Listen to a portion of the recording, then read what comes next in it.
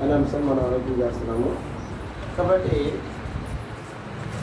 మనం ఆ పాటను ఆలోచన చేసాము. లోకంలో అనేకులకు అభిమానులు ఉంటారు.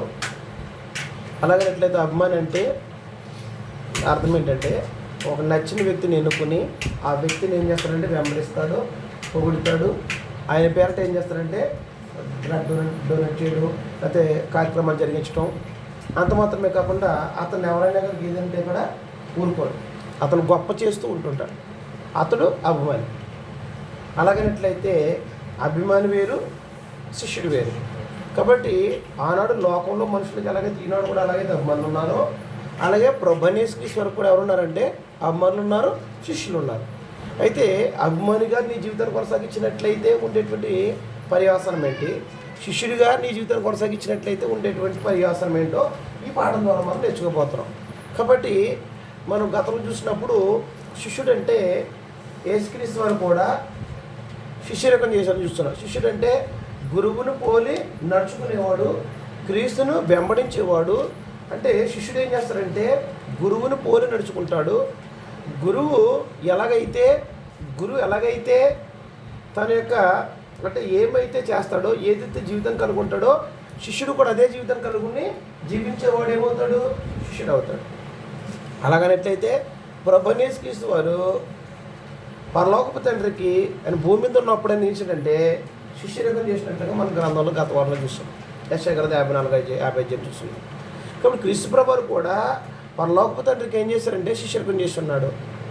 అలాగనట్లయితే శిష్యుడు యేసుక్రీస్తు శిష్యుడిగా ఏం చేశారంటే తండ్రి ఏం చెబితే అదే చేశాడు. ఇదిగో నా తండ్రి పంపితే వచ్చాను, నా తండ్రి చెప్పమన్న సంగతి చెప్తాను, నా తండ్రి దగ్గర ఏ విన్నానో మీకు ఏమని చెప్పమన్నా వాటినే నేను చేస్తున్నాను, తెలియజేస్తున్నాను. నన్ను పంపినవాడు నాకంటే గొప్పవాడు, నేను ఆయన పంపితే వచ్చాను అని చెప్పడం జరిగింది. అలాగనట్లయితే క్రీస్తు యొక్క శిష్యుడికి ఉండవలసినటువంటి లక్షణాలు కొన్ని చూస్తున్నాం. అంటే క్రీస్తు శిష్యుడైతే శిష్యుడు విధానం వేరుగుంటుంది. అది ఇప్పుడు ఉదాహరణ చూస్తాం, అభిమాని చేసే కార్యక్రమాలు వేరుగుంటాయి, శిష్యుడు చేసే కార్యక్రమాలు వేరుగుంటాయి.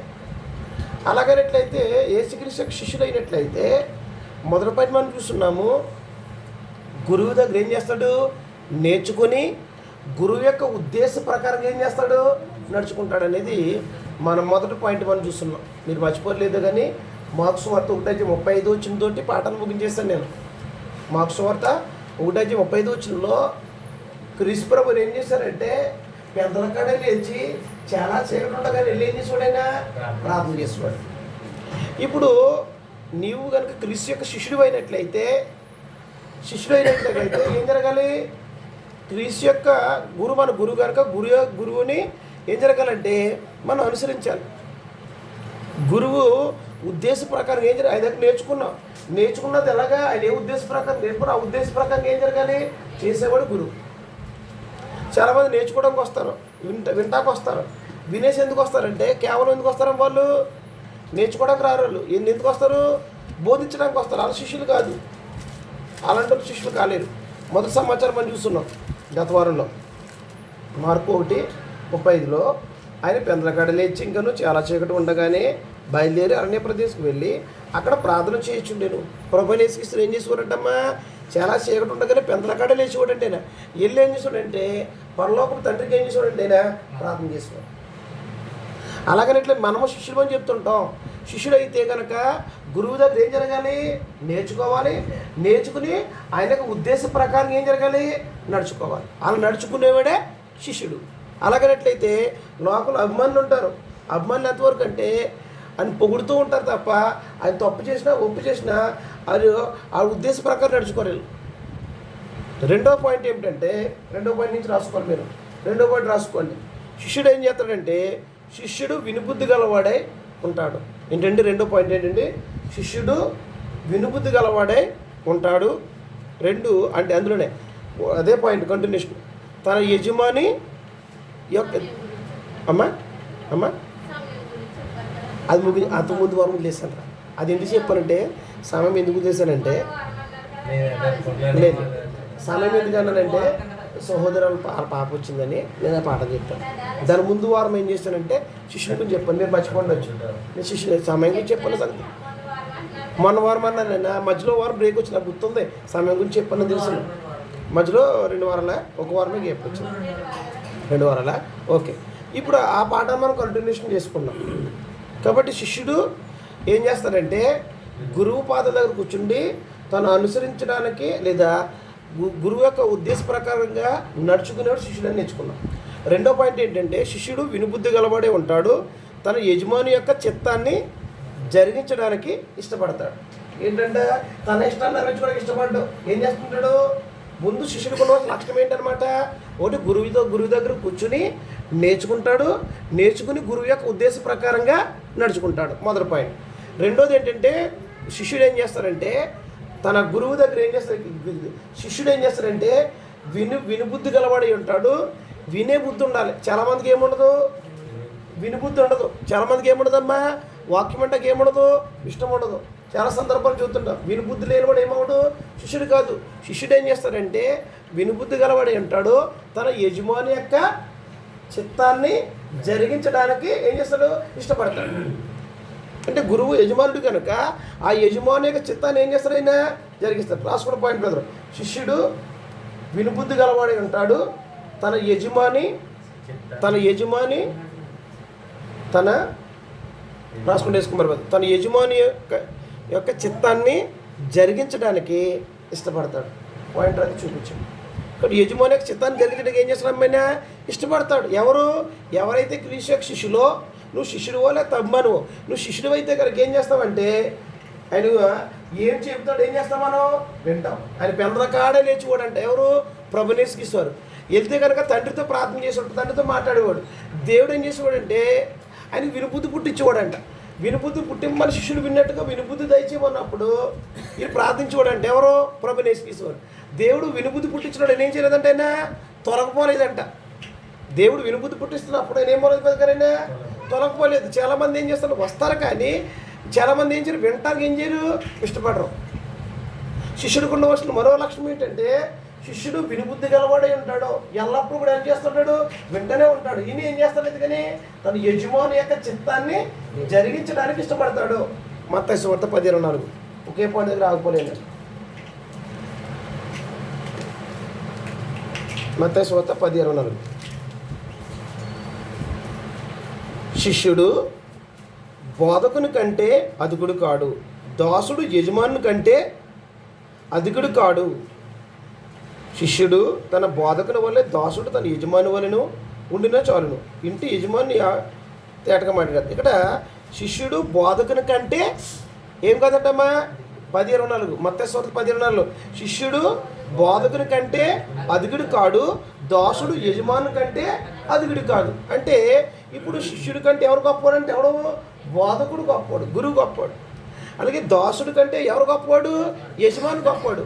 అంటే యజమాని చెప్పినట్లుగా దాసుడు నడుచుకోవాలా, బోధకుడు చెప్పినట్లుగా శిష్యుడు నడుచుకోవాలా? యజమాని చెప్పినట్టు దాసుడు నడుచుకోవాలా, దాసుడు చెప్పినట్టు యజమాని నడుచుకోవాలా? యజమానుడు ఎందుకని? యజమానుడు అధికుడు అంటే అతనికంటే గొప్పవాడు, ఎక్కువవాడు. దాసుడు అంటే పనివాడు, అంటే ఇతను చెప్పేవాడు, అతను చేసేవాడు. అలాగనట్లయితే ఇక్కడ ప్రభునేసుకిసేవారు మనకి యజమానుడు, మరియు ఏమైనా గురువు అయినాడు కనుక శిష్యుడు తన యజమానుడు కంటే, శిష్యుడు అని చెప్పి బోధకుని కంటే ఏం కదమ్మా, అధికుడు కాదు. అంటే మనం గొప్ప ఏసుకిస్తారు గొప్పరా? ఏసుకిస్తారు గొప్పరు. మనం గొప్పలమా, యజమానుడు గొప్పడా? ప్రభునేసుకిస్తే మన యజమానుడు కదా, కాబట్టి ఆయనే గొప్పవాడు. అలాగనట్లయితే యజమానుడు ఏం చెప్పాడో దాసుడు ఏం చేస్తాడు తెలుగా, అరే నాయన ఇదిగో పనికి వచ్చావు, ఇది నేను ఇలా చేస్తాను, జాగ్రత్తగా చెయ్యి అని యజమానుడు ఏం చేస్తాడు, ఏమి చెయ్యాలో చెప్తాడు. చెప్తున్నప్పుడు ఇతను సరిగా వినలేదు అనుకో, సరిగా చెప్పిందని జరిగించలేదు అనుకో, నెక్స్ట్ టైం అతను పిలుస్తాడా? పిలవడు. అంటే దాని అర్థం ఏంటంటే శిష్యుడు అనేవాడు ఏం చేస్తాడంటే వినుబుద్ధి గలవాడై ఉంటాడు. ఏమైంటాడమ్మా, విని ఏం చేస్తుంటాడు, తను యజమానుడు ఏం చెప్పాడో దాన్ని జరిగించడానికి ఏం చేస్తాడు, ఇష్టపడతాడు. మత్తయి సువార్త 7:24. మత్తయి సువార్త 7:24. యేసుక్రీస్తు చెప్తారు, ఆయన ప్రభువు కనుక, బోధకుడు కనుక, ఆయన యజమానుడు కనుక ఆయన ఈ మాట తెలియజేస్తున్నారు ఏమనంటే, కాబట్టి ఈయన మాటలు విని వాటి చొప్పున చేయ ప్రతివాడును బండ మీద తన ఇల్లును కట్టుకుని బుద్ధిమంతులు పోలిండును. సరిపోతుంది ఏంటమ్మా? ఈయన మాటలు చొప్పున, ఎవరి మాటలు చొప్పున? యేసుక్రీస్తు వారి యొక్క మాటలు చొప్పున చేయి ప్రతివాడు ఏమవుతున్నాడు? బండ మీద ఇల్లును కట్టుకునే బుద్ధిమంతుడిని. ఎవరి మాట ప్రకారం కానీ? యేసుక్రీస్తు మాట విని. యేసుక్రీస్తు అందుకే చెప్పారు, ఆయన వస్తున్నప్పుడు అనేక మంది వచ్చేసేవారు.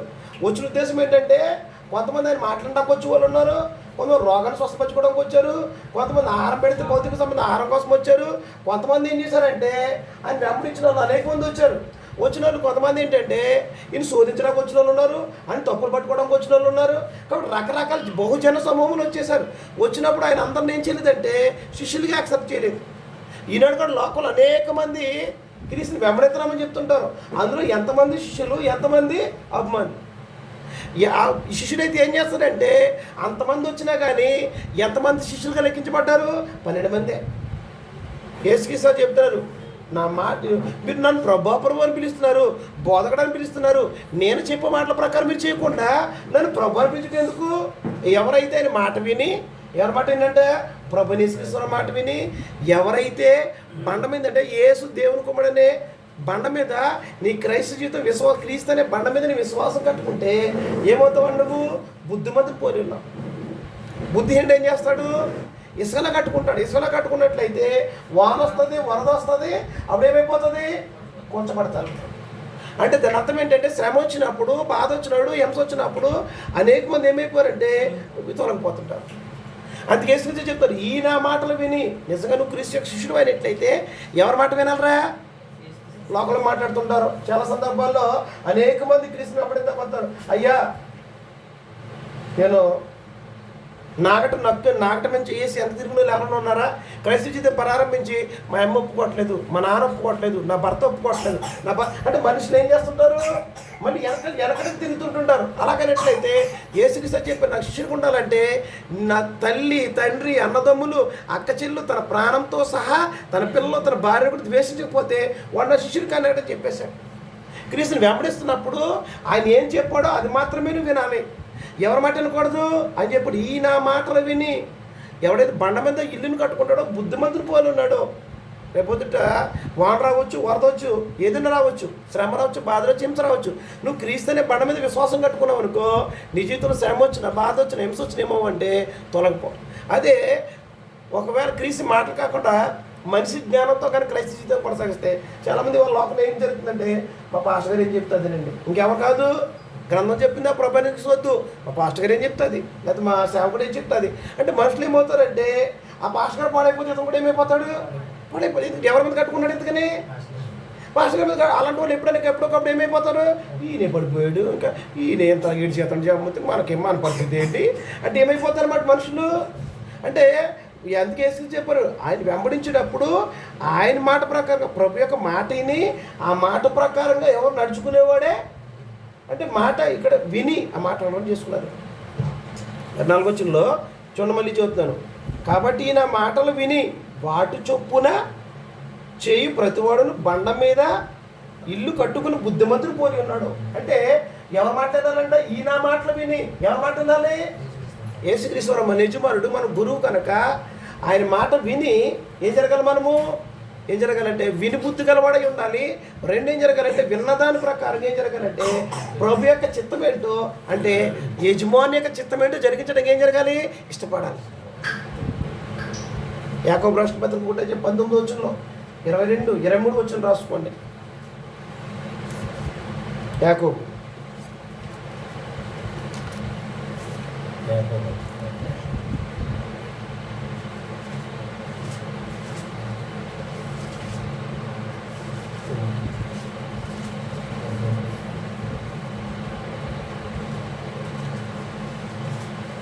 నా ప్రియ సహోదరులారా, మీరు ఈ సంగతి ఎరుగుదురు గనుక ప్రతి మనుషుడు వినుటకు వేగిరపడివాడును, మాట్లాడుటకు నిదానించువాడును, కోపించుటకు నిదానించువాడై ఉండవలను. ఎలా ఉండాలంటే అమ్మా, నా ప్రియ సహోదరులారా, మీరు ఈ సంగతి తెలియదు కదా, ప్రతి మనుషుడు ఏమవ్వాలంటమ్మా? వినుటకు వేగిరపడాలంట.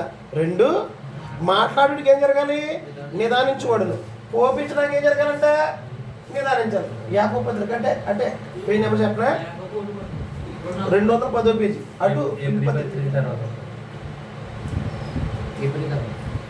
ఇంకా ఇటు బైబిల్ తీయట్లేదు అనమాట. యాకోబు 1:19 వచ్చింది.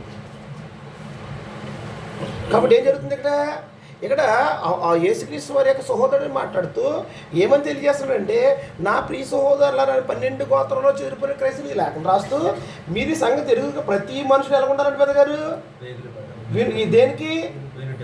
కానీ లోకల్ మనుషులు ఏం చేస్తారు, దేనికి ఎగిరిపడడం అంటే ఆతురపడటం. చాలామంది ఏం చేస్తారు, మాట్లాడటానికి ఏం చేస్తారు, అవతోటి ఏం చెప్తారో కూడా నేను చెప్పాలనుకున్నది ఏమనుకుంటాడు, చెప్పడానికి చాలామంది ఏమవుతారు, ఆతురపడిపోతుంటారు. కానీ వాస్తవానికి ఏం జరగాలండి, దేనికి ఆతురపడాలి మనం, ఎందుకని అంటే వేగిరిపడడం అంటే ఆతురపడడం, తొందరపడడం.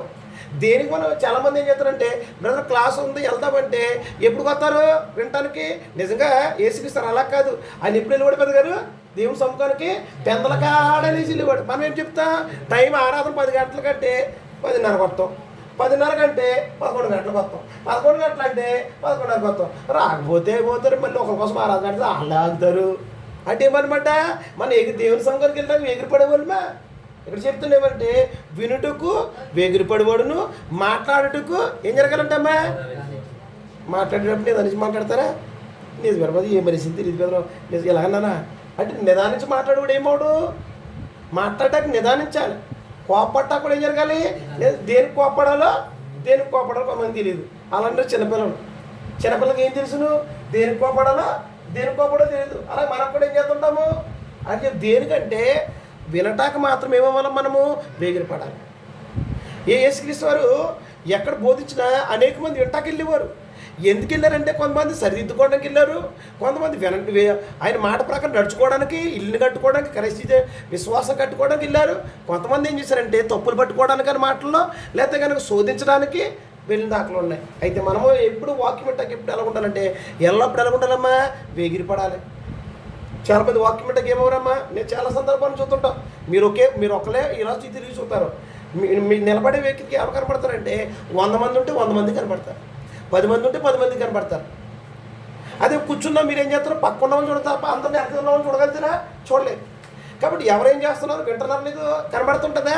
చాలామంది ఏం చేస్తారంటే సెల్ ఫోన్ నొక్కుకోవడం, గేమ్లు ఆడుకోవడం, లేదా పక్క కొడితే ఏంటి ఎలా కొన్నాడు, ఇవన్నీ జరిగించుకోవడానికి ఎక్కడ జరిగించుకోవచ్చు, బయట జరిగించుకోవచ్చు. దానికోసం రావడం ఎందుకు, వచ్చింది ఎందుకోసం, ఎందుకని గంటన్నర దేవుని సౌకర్యం మనం గడుపుతున్నామంటే దేవుడు తన మార్గ విషయాన్ని బోధిస్తాడు.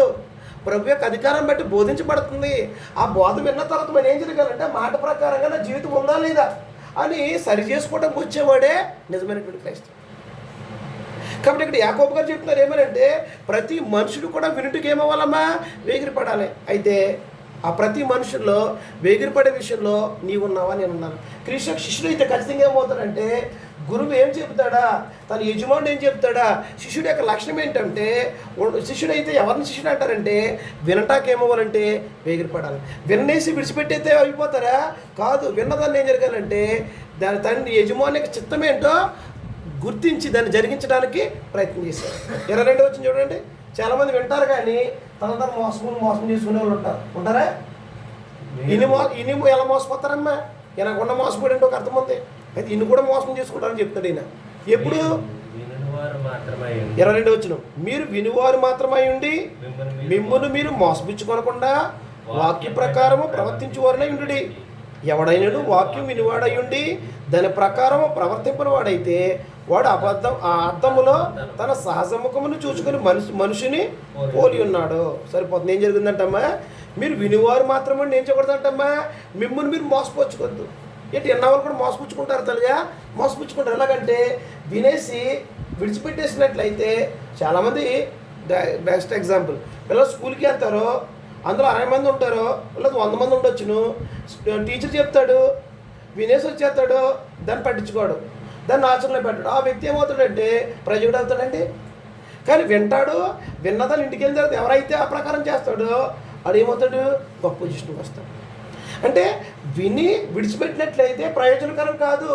ఇక్కడ యాకోబు గారు అది చెప్తున్నారు, వినివారు మాత్రమే ఇంటి మిమ్మల్ని మీరు మోసపుచ్చుకోనకుండా విన్న వాక్య ప్రకారంగా ప్రవర్తించేవాడు అయి ఉండాలి. ఎవడైనాను ఏంటంట వాక్యం విని అంగీకరింపని వాడైతే ఏమవుతాడంట, అద్దంలో తన సహజముఖమును చూసుకొని మనుషుని పోలి ఉన్నాడు. అంటే ఏంటి, అద్దంలో ఉదాహరణ నేను ఉన్నాను, మీరు ఎవరైనా చూసుకోండి ఒకసారి, ఇలాగే చూసుకుంటాం సహజముఖం కనబడుతుంది, బయటికి వెళ్ళిన తర్వాత ఏమవుతుంది, మర్చిపోతాం.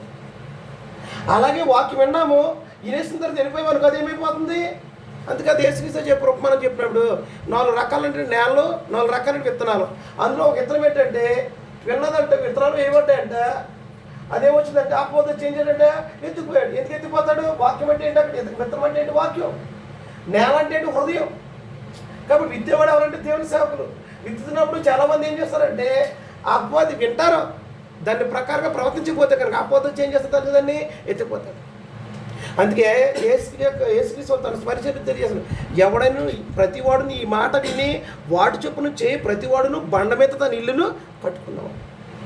బుద్ధిమంతుడు వింటాడు, స్కూల్లో టీచర్ ఉన్నాడు చెప్పాడు, బుద్ధిమంతుడు అయితే వింటాడు, ఆ ప్రకారంగా చేస్తాడు, అతను బుద్ధిమంతుడు. బుద్ధిహీనుడు అయితే ఏం చేస్తాడు, మనం ఎప్పుడో తర్వాత చూసుకోవచ్చులే, ఎగ్జామ్ ముట్టిన తర్వాత ఇంకా 10 నెలలు ఉంది అంటే మనం ఇప్పుడు ఏం చేస్తాం, దాన్ని నెగ్లిజెన్స్. వాస్తవాన్ని గుర్తుపెట్టుకోండి. ఇక్కడ ఆయన తెలియజేసే సమాచారం ఏంటంటే శిష్యుడికి ఉండవలసిన లక్షణం ఏంటి, శిష్యుడైతే ఖచ్చితంగా క్రీస్తు శిష్యుడి వల్లే అభిమానైతే ఏం చేస్తాడంటే కేరింతలు కొట్టేస్తాడు, అందరితో పాటు కేరింతలు కొట్టేస్తాడు. ఆడు ఏమరిచాడో వీడు ఎందుకు తప్ప కొట్టాడో తెలియదు, ఈయన తింటాడు, ఏం చెప్తాడు ఏంటి, ఇంకా కుయ్యి కుయ్యి కుయ్యి అంటాడు, కేరింతలు వేస్తాడు, వచ్చేస్తాడు. అది ఏం చెప్పాడంటే ఏమో ఎవరైనా సరికి అందరన్నా నేను కేకేస్తాను. అలాగే ఇది అలాంటి సిద్ధాంతం కాదు, నువ్వు నిజంగా శిష్యుడివా అభిమానవా. చాలామంది చేయకూడదు. ఆనాడు యేసుక్రీస్తుని వెంబడించిన చూసాం కదా, బహుజన సమూహంలో ఎక్కడికి వెళ్ళినా అనేక వేల మంది వచ్చేసేవారు. వచ్చిన దేశాలు ఏంటి, అనేక మంది, అందరు విని ఆ ప్రకారం కట్టుకున్న వాళ్ళైనా యేసుక్రీస్తు చెప్పేశారు. ఎందుకు మీరు నన్ను ప్రభుని ఎందుకు పిలుస్తున్నారు, ఈయన మాటలు చెప్పుని చేయకోకుండా ప్రభుని పిలిచిన ఎందుకు అంటే ఎవరు కూడా ఏం చేయట్లేదు మాట పిలుతున్నారు, కానీ ప్రభుని పిలుతున్నారు కానీ ఏం చేయట్లేదంట, ఆ మాట ప్రకారం చేయట్లేదు. క్రీస్తు శిష్యుడు అయితే నువ్వేం చేస్తాడు, క్రీస్తు ప్రభు ఏం చెప్పాడో ఆయన విని నువ్వు వినుబుద్ధి గలవాడంటే ఫస్ట్ ఆఫ్ ఆల్. వినుకోకుండా నేను ఏది చెప్పాను రచన బ్రదర్ అది ఇలా తేడానండి వెళ్ళదు, బ్రదర్ ఏం చెప్పారు, బ్రదర్ ఏం చేసి చెప్పాను చేయదు, వినుకోకుండా ఎలా చేయగలుగుతాడు అంటే ఇప్పుడు క్రీస్తు ప్రభు ఏం కోరుకుంటున్నాడో దేవుని యొక్క చిత్తం ఏంటని తెలియజేశాడు. ఆయన తండ్రి యొద్ద నుంచి వచ్చినప్పుడు ఆయన భూమి మీద ఎలాగైతే తండ్రి చిత్తాన్ని నెరవేర్చాడో మనం కూడా ఏం జరగాలంటే మనం కూడా తండ్రి చిత్తాన్ని జరిగించాలన్నట్లయితే ఏం జరిగించాలో తెలియకుండా ఏంటి, అయితే నన్ను క్షమించాలి సామెత ఉంటుంది లోకంలో తెలుసు కదా, ఏమారం వెళ్ళాడంట తెలుసు కదా, ఎందుకు వెళ్ళావురా అంటే ఉద్దేశం తెలియదు, వెళ్ళాలని నేనేసాడు అంతే. అంటే వినటంలో లోపం అయితే ఏమవుతురా, ఎందుకు వెళ్ళాడు, ఎందుకు వచ్చాడు, వెళ్ళిపోయాడు, వెళ్ళి వచ్చేసాడు, ఎందుకు వెళ్ళారా మీరు అలా అనుకున్నారా, వెళ్ళి వచ్చేసాడు అంత అయిపోయింది. అంటే వినకోకుండా చేర్పించడం ఎందుకు, అలాగే చెబుతున్నప్పుడు ఏం జరగాలి, మనము శ్రద్ధగా వినాలి. అది యేసుక్రీస్తు చెప్పారు, ఈయన మాటలు విని ఈయన మాటని చెయ్యి ఆ ప్రకారం చేసేవాడు ఏమవుతాడు, బండ మీద ఇల్లు కట్టుకుంటేనే బుద్ధిమంతుడు పోనంటాడు. మనం వినుమాత్రమైండి మనం ఒకవేళ వాక్య ప్రకారం నడుచుకోకపోతే కనుక మనల్ని ఏం చేసుకున్నాం, మనమే మోసపుచ్చుకున్నాం. వాడు గుర్తుపెట్టుకోండి, నువ్వు శిష్యుడు అయితే కనుక మన యశాగ్రత 50 మనం చదువుకున్నాం, ఎవరు రాసుకోలేదు. యేసుక్రీస్తు అంటే తండ్రికి ప్రార్థన చేసేవాడంట, అది ప్రవచనం. యేసుక్రీస్తు పుట్టినప్పుడు ఆయన ఏం చేస్తాడు, ప్రతి దినం ఉదయం వెళ్ళి ఏం చేస్తాడు, ప్రార్థన చేస్తాడు. ప్రార్థన చేసిన ఏమి అడుగుతాడంటే శిష్యుడు విన్నట్టుగా నాకు వినుబుద్ధి దయచేయమని తండ్రిని అడుగుతాడంట. యెహోవా నాకు వినుబుద్ధి పుట్టింపగా నేను దాని నుంచి ఏమన్నదమ్మా తొలగపోలేదు. అంటే క్రీస్తు ప్రభు ఏం చేశారైనా దేవుడు ప్రతిదినం వినుబుద్ధి పుట్టింపని ఏం చేసాడైనా ప్రార్థన చేసేవాడు. చాలామంది వాక్యం అంటే ఇష్టపడదు, దాని కొరకు నువ్వేం చేయాలి, ఎన్నుకోకుండా నీ లోపల ఎలా గుర్తిరుగుతావు, గుర్తించుకోండి ఎలా సరి చేసుకుంటావు, సరి చేసుకోకుండా నేను ఇచ్చేతం ఎలాగో గురించబడుతుంది. దాని కొరకు మనం ఏం జరగాలి, వినుబుద్ధి ఒకసారి మనం వినటానికి ఇష్టపడదు, దాని కొరకు ఏం జరగాలి, ప్రార్థన చేసుకోవాలి, వినుబుద్ధి పుట్టించాలి. దేవుడు యేసుక్రీస్తు కోరే తండ్రికి ఏం చేస్తారంటే శిష్యుడు విన్నట్లుగా వింటాడు. శిష్యుడు వినేది వేరు కూడా. మనం కూడా ఒక మెకానిక్ షాప్కి వెళ్ళాం, తన యొక్క పనివాడు అంటాడు, తన గురువు అంటాడు, మరి ఇది ఇలా చేయి అలా చేయి అంటాడు. అడు రెంచెట్టు ఇలా చేయి అంటాడు, మనకు అర్థమవుతుంది. ఆడికి అర్థమవుతాడు, సరిగ్గా వినలేదనుకో సరి ఆ పని చేయడానికి అవకాశం ఉందా, మనం వింటే మరి వింటాడు. కానీ మనం విన్నదానికి నాడినదానికి చాలా వచ్చేసుకుంటే ఏమవుతుంది, గురువు ఏం చెప్తాడు చాలా జాగ్రత్తగా, ఎందుకంటే విన్న తర్వాత ఏం చెప్పాడు విని ఆ ప్రకారం చేయకపోతే అంటాడు, రెండు నేను చెప్పినట్టు నేను చెప్పేతోటి నువ్వు చేసి నా దగ్గర వద్దు, నువ్వు ఏం చేస్తావు నువ్వు మాని అంటాడు. అంటే దాని అర్థం ఏంటనమాట, శిష్యుడికి ఏంటంటే శిష్యుడికి ఉన్నట్లుగా వినుబుద్ధి ఉండాలి. కాబట్టి శిష్యుడు అయితే ఏం చేస్తారంటే వినుబుద్ధి గలవాడై ఉంటాడు, విని ఏం చేస్తే యజమాని చిత్త ప్రకారం ఏం చేస్తారంటే నడుచుకున్నాడై ఉంటాడు. మూడో పాయింట్ ఏంటంటే శిష్యుడు విధేయత చూపిస్తాడు. ఏం చేస్తాడండి, శిష్యుడు ఏం చేస్తారండి? విధేయత చూపిస్తాడు. ఎందుకంటే బోధకుడు కంటే శిష్యుడు అధికుడు కాదు, దాసుని కంటే యజమానుడు అధికుడు. అది ఎలాగనట్లయితే గురువు శిష్యుడి కంటే అధికుడు కనుక ఏం చేస్తాడనమాట? గురువు మీద తిరుగుబాటు చేస్తాడా? తిరుగుబాటు చేసి ఏమంటాడు? అబ్బాయి రేపు నుంచి నా దగ్గరికి ఏమవద్దు, నా పనులకు రావద్దు అంటే. మూడో పాయింట్ ఏంటంటే శిష్యుడు విధేయత చూపిస్తూ ఉంటాడు అన్నట్టుకుని తిరుగుబాటు చేయడు. ఏం చేయడానికి శిష్యుడు ఏ గురువు మీద తిరుగుబాటు చేస్తాడండి? ఉదాహరణ కుమార్ గారు ఉన్నారు, ఆయన ఎప్పటి నుంచో 10 సంవత్సరాలు అయితే క్షమించాలి వర్క్ చేస్తాను. మీ దగ్గర ఒక ఆయన కుర్రోడు జాయిన్ అయ్యాడు. ఇప్పుడు ఇతను చెప్పినట్టుగా చేయట్లేదని కోరు, నువ్వు నాకే చెప్తున్నావు ఏంటో, నేను ఎప్పటి నుంచి చేస్తున్నాను, నేను చెప్పినట్టుగా నువ్వు చేస్తావా, నీ చేయడం నేను చేయాలా, ఎలాగైతే రేపు ఏం చేద్దు, పనులకు రావద్దు అంటాడు అమ్మ అంటాడు. అలాగనట్లయితే తిరుగుబాటు చేసేవాడు ఉంచుకుంటాడంటే ఎవరన్నానే? తిరుగుబాటు చేసేవాడు ఎవరు కాదంటే శిష్యుడు కాదు. ఎప్పుడు కూడా ఏం చేస్తాడు? విధేయత చూపుతాడు. ప్రభు యేసుక్రీస్తు వారు కూడా ఆయన ఏం చేశారంటే శరీరధారిగా ఉన్నప్పుడు పరలోకం నుండి తండ్రి చేత పంపబడినప్పుడు ఆయన భూమి మీద 33.5 సంవత్సరాలు జీవించినప్పుడు తండ్రికి ఏం చూపించాడంటే ఆయన విధేయత చూపించాడు. ఎప్పుడు కూడా ఏం చేయలేదైనా? తిరుగుబాటు చేయలేదు. ఏం చేయలేదండి? పరలోకపు తండ్రి మీద ఆయన భూమి మీద ఉన్నప్పుడు శిష్యరికం చేస్తున్నప్పుడు తండ్రి మీద ఎప్పుడు ఏం చేయలేదైనా? ఎప్పుడైనా తిరుగుబాటు చేసిన దాఖలాలు ఉన్నాయా? అలాగనట్లయితే నేడు ప్రభు యేసుక్రీస్తు వారు మన గురువు, మనం ఆయన శిష్యుమైనట్లయితే ఇప్పుడు మనం ఏం చేయాలంటే మనం ఎల్లప్పుడు ఏం చూపించాలంటే విధేయత చూపించాలి, తిరుగుబాటు చేయకూడదు. ఎబ్రీ పత్రిక 5:7 వెనక్గా ఉంటుంది, ఎక్కువ తిప్పేద్దు. పేజ్ నెంబర్ వచ్చి 202 యూట్యూబ్ ముందు 5:7లో శరీరధారియే ఉన్న దినములలో మహారోదనముతోనూ కన్నీళ్లతోనూ తన్ను మరణము నుండి రక్షింపగలవానికి ప్రార్థనలు యాచనలు సమర్పించి భయభక్తులు కలిగి ఉన్నందున ఆయన అంగీకరింపాడు. ఆయన కుమారుడయుండి తను పొందిన శ్రమల వలన విధేయత అంటే యేసుక్రీస్తు ఏం చూపించాడు? తండ్రికి విధేయత చూపించాడు. ఎప్పుడు కూడా ఏం చేయలేదంటే ఆయన తండ్రి ఏం చెప్పమంటే అది చెప్పడు తప్ప ఎక్స్ట్రాకు పోలేదు. ఇవాళ ఏమవుతుందంటే లోకంలో మనుషులు ఏం చేస్తారంటే గ్రంథం చెప్పకపోయినా కానీ ఏమవుతున్నారు? దానికి ఎక్స్ట్రా తగిలించేస్తున్నారు. కానీ అంటే మళ్ళీ దేవుడు వద్దన్నాడంటే వద్దు, చెయ్యి అంటే చెయ్యి, మళ్ళీ దానికి ఏముంటుంది? కానీ గీనీలు ఉంటాయండి, ఉండవు. మోసే దగ్గర కూడా దేవుడు ఊరుకున్నాడండి, కానీలు ఉండవు దేవుని దగ్గర. కాబట్టి యేసుక్రీస్తు కూడా ఎల్లప్పుడూ తండ్రికి ఏం చేసాడైనా విధేయత కనపడి శరీరధారిగా ఉన్న దినాల్లో మహారోతంతోనూ కన్నీళ్ళతోనూ తను మరణము నుండి రక్షింపగలవానికి ఏం చేసి ఉంటాయనేమ్మా? ప్రార్థనలు యాచనలు కృతజ్ఞతాస్తులు చెల్లించినందున ఆయన భయభక్తులు కలుగుతుందని ఆయన ఏం చేయబడ్డాడు? అంగీకరించబడ్డాడు. తాను కుమారుడయుండి శ్రమల వలన విధేయత నేర్చుకున్నాడు. అంటే ప్రభు యేసుక్రీస్తు ఎప్పుడు కూడా ఏం చూపించాడంటే ఏం చూపించాడైనా విధేయత కనపరిచాడు. ఎక్కడా కూడా ఏం చేయలేదమ్మైనా ఎంత విధేయత అంటే తను ఎంత తగ్గించుకున్నాడు, ఎంత లోపడ్డాడు, ఎంత తగ్గించుకున్నాడు అమ్మాయినా, ఎంత విధేయత చూపాడైనా, ఎంత తను ఎంత తగ్గించుకున్నాడైనా, పరలోకంలో దేవత కలిగిన అయినా దేవునితో సమానం ఉండే భాగ్యాన్ని విడిచిపెట్టుకుని దేవత విడిచిపెట్టుకుని మహిమ విడిచిపెట్టుకుని ఎలా రావడానికి ఇష్టపడ్డాడైనా? మనిషి పూలుగా పుడతాకి, దోషం స్వరూపం దాచుకోవడానికి, అంత మాత్రమే తను రిక్తినిగా చేసుకోవడానికి, అంత మాత్రమే కాదు మరణం పొందడానికి.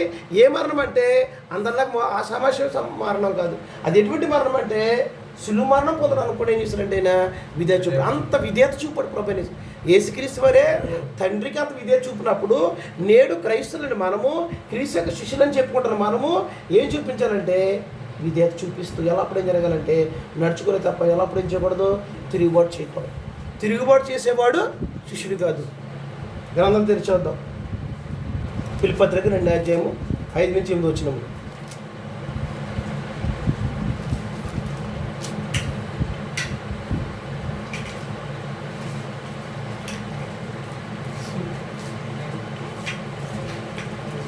క్రీసియస్ను ఫిలిప్పీ పత్రిక 2:5-7 వరకు. క్రీసియస్ కలిగిన ఈ మనసును మీరును కలిగి ఉండి ఆయన దేవుని స్వరూపం గలవాడయుండి దేవునితో సమానంగా ఉంటే విడిచిపెట్టకుండా భాగ్యమని ఎంచుకోలేదు, కానీ మనిషి పోలిక పుట్టి దాసుని స్వరూపం ధరించుకుని తన్ను తానే రిక్తునిగా చేసుకొనెను. మరియు ఆయన ఆకారమందు మనుషుడిగా కనబడి మరణం పొందినంతగా అనగా సిలువ మరణం పొందేంతగా విధేయత చూపున పడే తన్ను తాను యేసుక్రీస్తు ఏం చేశారంటమ్మా? క్రీసియస్ కలిగిన మనసును మీరును కలిగి ఉండండి. ఎవరితో మాట్లాడతాడైనా? ఫిలిప్పీలో ఉన్న ప్రభు సంఘంతో మాట్లాడతాడు. క్రీసియస్ కలిగిన మనసు మీరు కూడా కలిగి ఉండండి క్రైస్తవులారా. ఏంటని మనసు ఏంటంటే దేవునితో సమానంగా ఉండుట విడిచిపెట్టకూడదు భాగ్యమని ఎంచుకోలేదు, కానీ మనిషి పోలుగా పుట్టి దాసుని స్వరూపం దాచుకుని తన్ను తానే రిక్తునిగా చేసుకుని, అంటే తనకున్నటువంటి మహిమను ఏం చేసుకున్నాడైనా ఖాళీ చేసుకుని వచ్చాడు. అంత మాత్రమే కాదు, ఆకారమందు మనుషుడిగా కనబడి మరణం పొందేంతగా, ఏ మరణం? సిలువు మరణం పొందేంతగా విధేయత చూపించాడు. అంటే ఎంత ఆయన విధేయత చూపించాడా? పరలోకపు తండ్రి ఆయన గురువుగా ఉంటే ప్రభునేశ్వరు సరిదాగా ఉన్నప్పుడు ఆయన ఎల్లప్పుడు శిష్యరకం చేస్తున్నప్పుడు ఏం చేశాడు? ఆయన ఎప్పుడు తిరుగుబాటు చేయలేదు తండ్రి మీద. ఒక సందర్భాల్లో దేహమైన సిలువ మరణం వచ్చినప్పుడు దేహం సహకరించలేనప్పుడు ఆయన ఏం చేశాడంటే, దేవాన్ని చిత్తమైతే గిన్నెని వద్ద నుండి నా ఎదురు తొలగించాను. అయినా కానీ ఏమన్నాడైనా, అయినను నా ఇష్టంగా నీ ఇష్టమే సిద్ధించును కాక. ఎప్పుడు కూడా నేను చేయలేదైనా, వీళ్ళెవరో మనుషులందరూ పాపం చేస్తే నేనెందుకు అనిపించాలి వాళ్ళందరూ పక్షాన శిక్ష, నేనెందుకు సిలువ మరణం అనిపించాలని ఎప్పుడు కూడా ఏం లేదు. మనకు అప్పుడప్పుడు వస్తుంది, ఎంత మనం పైకి మాట్లాడేస్తాం, మన కుటుంబం కదా చేసుకోవాలి కదా ఒకరికొకరిలో అని అంటాం. కానీ ఆ జరిగినప్పుడు వస్తాయి సరుకులు, కానీ నేను ఎందుకు చేయాలి, నాకు ఎవరు చేశారా, నాకెందుకు అని మనుషులు ఏమవుతుంది, ఆటోమేటిక్ ఏమవుతుంది, అప్పుడు తిరుగుబాటు వస్తుంది. కానీ ప్రభువుని యేసుక్రీస్తు, ఎందుకంటే ఇక్కడ నేను చెప్పాలనుకున్న పాయింట్ ఏంటంటే, ప్రభువుని యేసుక్రీస్తు వారు పాపం చేయకపోయినప్పటికీ ఆయన శిక్షణ అనిపించాడు. నేనెందుకు అనిపించాను, ఆయన అందరి కోసమని అనుకున్నాడు. ఆయన ఎప్పుడైనా మాట ఎదిరించిన దాఖలాలు ఉన్నాయా? కానీ ఏం చేశాడంటే ఆయన మరణం పొందేందుకు ఏం చూపించడం, ఆయన విధేయత చూపించాడు. అలాగనట్లయితే నువ్వు క్రీస్తు శిష్యుడు అయినట్లయితే ఏం చూపించాలి తల్లిగా? విధేయత చూపించాలి. విధేయత చూపించడం అంటే నువ్వు ఎల్లప్పుడు ఏం జరగాలి? లోబడాలి. గురువు మీద తిరుగుబాటు చేయకూడదు. గురువు చెప్పిందల్లా చెయ్యాలి, లోబడాలి, అంతేనా? తను తగ్గించుకోవాలి. ఒకవేళ నువ్వు కాదనుకో, ఆ గురువు ఏమంటాడు, నేను చెప్పింది ఒకటి నువ్వు చేసేది ఒకటి, అబ్బాయి నువ్వు నేను చెప్తున్నా నాకే చెప్తున్నావు. చాలామంది అంటారా, చాలామంది గురువు అనే పదం మనకు ఉపయోగించబడుతుంది ఎక్కువ మెకానిక్ ఫీల్డ్లో, కానీ చాలా సందర్భాలు ఎక్కువ మనం మన సీనియర్ వర్క్ చేతి వర్క్ చేసేవాళ్ళు మా గురువు గారు అని అంటాడు. అంటే గురువు గారు చాలా సందర్భాలు నేను చెప్పినట్టు చేయకపోతే అరే నువ్వు నాకు ఆ పనికి రావంటాడు. అంటే తిరుగుబాటు ఎదురు చెప్తుంటే ఏ గురువుని ఒప్పుకుంటాడు కదా, కానీ ఎవరు కూడా యాక్సెప్ట్ చేయలేదు. ఎందుకంటే నువ్వు తిరుగుబాటు చేస్తున్నావు. ఎందుకంటే తిరుగుబాటు చేసేవాడు లోబడి లేనివాడు, విధేయత చూపు లేనివాడు వర్ధులు రెండు అని చెప్పినట్టు నీ మీదే తిరుగుబాటు చేస్తారు. కాబట్టి అలాంటి గురువుగా అలాంటి శిష్యుడిగా నేను చేయండి, యాక్సెప్ట్ చేయడు. అలాగనట్లయితే నీవు శిష్యుడు అయినట్లయితే నీకేముండాలంటే విధేయత చూపిస్తూనే ఉండాలి. చూపిస్తే ఏం జరగాలంటే ఎల్లప్పుడూ ఆయన లోబడాలి తప్ప ఏం తిరుగుబాటు చేయకూడదు. యోహాను సువార్త 13:16.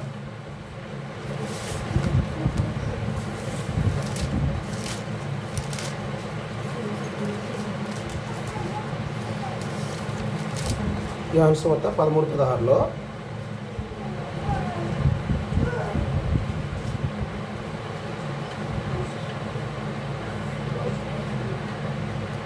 చదువుతున్నాను.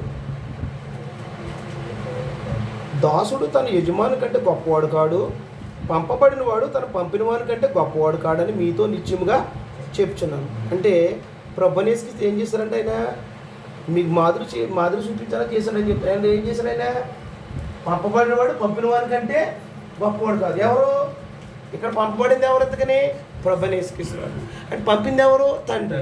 కాబట్టి ఆయన చెప్తున్నాడు తండ్రి కంటే అధికుడు కాదు. కాబట్టి ఆయన చెప్పిన దాన్ని ఏం చేశాడు?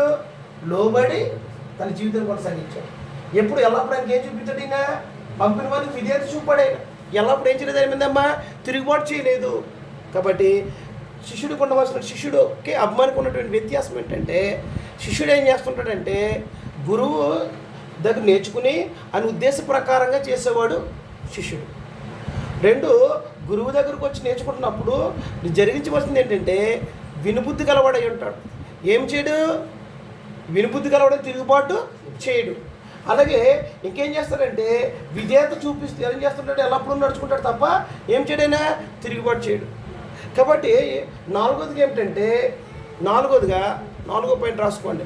శిష్యుడు తన గురువు చెప్పినట్టుగా ఉన్నట్టుగానే చేస్తాడు, కానీ సొంతంగా ఏది చేయడు. ఉదాహరణకి ఒక ఫీల్డ్లో మనకు తెలుసును, మీకు ఎందుకు అర్థమవుతుందని చెప్తాను, ఇట్లా నేను వచ్చినగా చెప్పుకుంటూ వెళ్ళిపోవచ్చును. ఒక ఫీల్డ్లో ఒక వర్క్ చేసే గురువు అన్నాడు, ఇప్పుడు ఒక అబ్బాయిని ఇది ఎలా చేశానో నేనేం చెప్పాను అలాగే చేయంటాడు. కొన్ని సందర్భాలు ఏమవుద్ది, రైతులను క్షమించాను మనం ఒక ఉదాహరణ చెప్తాను. మన కారుకి మిర్రర్ ఏమైపోయింది, మనం పోయింది, ఇలా రౌండ్ తిప్పుకునేది. డోర్ ఏం చేసినట్టు లాక్కుంటాం, మన పైకి ఉంటుంది. ఆ గురువు గారు చెప్పేసి ఏం చేశాడంట, వెళ్ళిపోయాడంట. ఈయన ఏం చేశాడు, రివర్స్ చేశాడు. డోర్ తీసి ఏమవుతుంది, రావట్లేదు. ఈయన ఏం చేశాడు, ఇలా చేసి మళ్ళీ ఎలా తీసావు అలా పెట్టని చెప్పేసి వెళ్ళిపోయాడు. అంటే ఆయన చెప్పింది ఒకటి, ఈయన చేసేది ఒకటి. అంటే గురువు చెప్పింది చెప్పినట్టుగా చేసేవాడు ఏమవుతాడు, శిష్యుడు. తనకు సొంతంగా చేసేవాడు ఏమాడు. అలాగనట్లయితే ఈనాడు ప్రభు యేసుక్రీస్తు చెప్పేశారు. అందుకే యేసుక్రీస్తు గారు శిష్యులతో కూడా చెప్పారేమంటే, ఇదిగో నేను మీకు ఆజ్ఞాపించినది తప్ప మరొకటి ఏం చేయకూడదు, ఏది కలపకూడదని చెప్పాడు. మత్తయి సువార్త ఏమిటి, మీరు రాసుకోకండి, ఏమన్నాడు చెల్లి, ఆయన పరలోకమందు భూమి నాకు అధికారం ఇవ్వబడితే మీరు సమస్త జనులను శిష్యులుగా చేయండి, చేసి తండ్రి యొక్క కుమారుని యొక్క పరిశుద్ధాత్మ నా బాప్తిసం ఇచ్చు, నేను మీకు ఏ సంగతులు ఆజ్ఞాపించుతునో వాటన్నిటిని ఏం జరగాలి, వారు గైకునిగా బోధించండి అని చెప్పాడు. అంటే నేను మీకు చెప్పినట్టుగా చేయమన్నాడా, మీ సొంతంగా చేయమని చెప్పాడనా అని చెప్పి, నేను వెళ్ళిపోతాను, పరిశుద్ధాత్మ వస్తాడు, ఆయన నా వాటిలో తీసుకుని చెప్తాడు, మేము సత్యంలో నుండి సరస్వతి. ఆయన కూడా సొంతంగా తను ఏమయ్యో. మరి ఇవాళ లోకంలో ఎంతమంది అయిపోతున్నారో, యేసుక్రీస్తు వారు చెప్పినట్లుగా అపోస్తులు చేశారు. అపోస్తులు చెప్పినట్లుగా గ్రంథస్థం చేయించేసి మన గ్రంథస్థం చేసిన తర్వాత ఇవాళ గ్రంథ ప్రకారంగా ఉన్నట్టుగా ఎవరు నడుచుకుంటున్నారు, గ్రంథ ప్రకారం ఉన్నట్టుగా బోధించే వాళ్ళు ఎంతమంది, ఎవరు బోధిస్తారంటే, నువ్వు నిజంగా క్రీస్తు శిష్యుడు అయినట్లయితే గురువు చెప్పింది చెప్పినట్టుగా ఉన్నట్టుగానే చేస్తా తప్ప దాని సొంతంగా ఏం చేయము, ఏది చేయము. మత్తయి సువార్త యోహాను సువార్త 12:49. యోహాను అక్కడే పక్కన పేజీ. శిష్యుడు గురువు చెప్పింది చెప్పినట్టుగానే మాట్లాడతాడు కానీ సొంతంగా ఏది మాట్లాడు. పాయింట్ అది ఏంటంటే, శిష్యుడు గురువు చెప్పింది చెప్పినట్టుగానే మాట్లాడతాడు కానీ ఏది సొంతంగా ఇవాళ మాట్లాడితే ఏమన్నారు, ఇది నేను నేర్చుకున్న బోధ, నా సొంత బోధ చేయొచ్చిన ఎవరికైనా రైట్ ఉందా? గురువు చెప్పింది చెప్పినట్టుగా మాట్లాడతారు తప్ప ఏం చేయకూడదు. ఆనాడు యేసుక్రీస్తు కూడా ఏం చెప్పారంటే, ఇదిగో నా తండ్రి చెప్పమన్నదే నేను చెప్తాను తప్ప నేను సొంతంగా ఏం చేయట్లేదు అన్నాడు. మాట చదివేద్దాం, ఒకసారి చదివేద్దాం. 12:49 అప్పకే 12:49. అనగా నా అంతట నేనే పాయింట్ రాసుకుని వేసుకోమని ఆగిపోయారు కదా. శిష్యుడు గురువు చెప్పింది చెప్పినట్లుగానే మాట్లాడతాడు అని పెట్టుకుని సొంతంగా ఏదియూ మాట్లాడు. ఇవాళ నువ్వు సొంతంగా మాట్లాడుతున్నావంటే ఏం చేస్తున్నట్టు, గురువు కంటే నువ్వు గొప్పడమని మాట్లాడుతున్నాడు. ఇక్కడ యేసుక్రీస్తు మాట్లాడుతూ 12:49 ఏమన్నారంటే చూడండి ఒకసారి. ఎలాగనగా నా అంతట నేను మాట్లాడలేదు, నేను ఏమనవలనో ఏం మాట్లాడవలనో దాని గురించి నన్ను పంపిన తండ్రియే నాకు ఆజ్ఞ ఇచ్చున్నాడు. అంటే యేసుక్రీస్తు వారు 3.5 సంవత్సరాలు బోధ చేశారు కదండి. బోధ చేసినప్పుడు ఏం చేశారంటే, ఆయన నేను ఏమనవలనో ఏం మాట్లాడవలనో తండ్రి నాకు ఆజ్ఞ ఇచ్చాడు, అదే మాట్లాడుతున్నాను, నేను నా సొంతంగా ఏం చేయట్లేదు అన్నాడు ఆయన. ఇవాళ లోకం మనుషులు ఏం చేస్తున్నారు, బైబిల్ ఉన్నటువంటి బోధన తీసివేసి సొంత మాటలు చెప్తున్నారు. సొంత మాటలు నీకు ఏం కలిగించవు, నిత్యత్వం నువ్వు లేఖనములు ఎందుకు మాత్రమే నిత్యం కల కానీ సొంత మాటలు వాళ్ళు ఏం లేదమ్మా, నో యూజ్.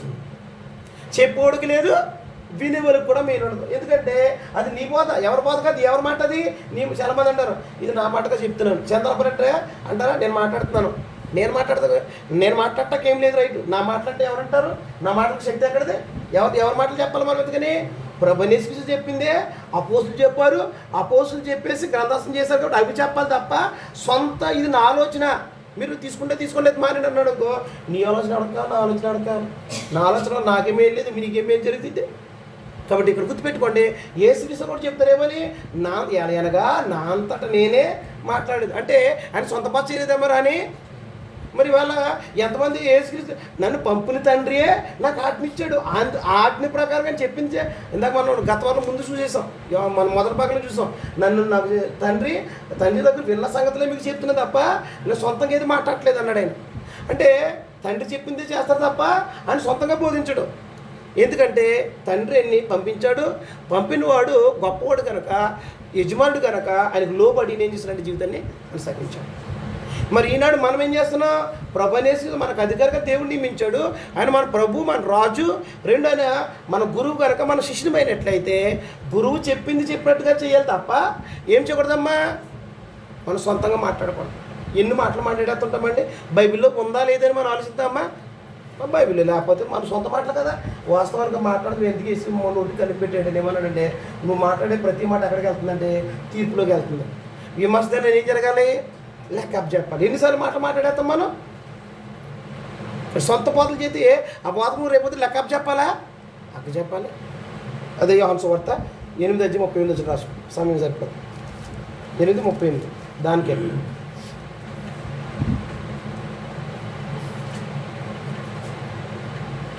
నేను నా తండ్రి యొద్ద చూచిన సంగతులే బోధించున్నాను, ఆ ప్రకారమే మీరు మీ తండ్రి యొద్ద వినిన వాటినే జరిగించున్నారని వారితో చెప్పాను. ఏం జరిగిందంటమ్మా? ఏం జరిగిందో తల్లి? నేను నా తండ్రి యొద్ద చూసిన సంగతులే అంటే సొంతంగా ఏం చేయలేదండి బ్రదర్, అయినా యేసుక్రీస్తువారు చేయలేదు అంటే సొంతంగా చేయడానికి లేదా? లేదు. మరి ఇక్కడ ఏం జరగాలంట? నేను నా తండ్రి యొద్ద చూచిన సంగతులే బోధించుచున్నాను, ఆ ప్రకారమే మీరు మీ తండ్రి యొద్ద వినిన వాటినే జరిగించుచున్నారని వారితో చెప్పాను. ఎవరితోటి? ఆనాడు తన నమ్ముని యూదులతో మాట్లాడుతున్నారు. నేను నా తండ్రి దగ్గర విన్న సంగతులు చెప్తున్నా, మీరు మీ తండ్రి ఎవరంటే అపవాది. ఎవరితో? ఎవరా అపవాది? ఎవరా తండ్రి అంట? అబ్రామ్ సంతానం ఏంటంటే మా సంతానం అబ్రామ్ మా తండ్రి అనుకున్నారు, కానీ మీ తండ్రి ఎవరంటే ఎవరమ్మ తల్లిగా? మీ తండ్రి అబ్రామ్ కదా, ఎవరంటే అపవాది అని చెప్పాడు. వారితో మాట్లాడతాను, యూదులతో మాట్లాడతాను, తను నమ్మిన యూదులతో నేను నా తండ్రి దగ్గర విన్న సంగతులే చెప్తున్నాను, కానీ నా సొంతంగా మీరు మీ తండ్రి దగ్గర మాటల ప్రకారం నడుచుకుంటారంటే ఆ తండ్రి ఎవరంటే అపవాది. అబద్ధం ఆడతారు వీళ్ళు. ఆడ అబద్ధం ఆడతారు కాబట్టి ఆడ దగ్గర నేర్చుకున్నారు కాబట్టి వీళ్ళు కూడా ఏమాడతారు? పిల్లలు అక్కడ నేర్చుకుంటారు అబద్ధం అంటే తల్లిదండ్రుల దగ్గర కదా. నేను రౌండ్ అక్కడ వచ్చారా, నేను లేదని చెప్పు. అప్పుడు ఎవరు నేర్పారు? ఇప్పుడు తండ్రికి ఏది ఉంటే పిల్లలు కదా వస్తుంది. ఇప్పుడు పిల్లలు నడుచుకుంటారంటే ఆటోమేటిక్గా ఏం చెప్పవచ్చును? పిల్లలు ఎక్కువ బుద్ధులు మాట్లాడతారు. జనరల్గా మాట్లాడతారంటే అవమంది ఏం బట్టి ఏం అర్థం చేసుకోవచ్చు?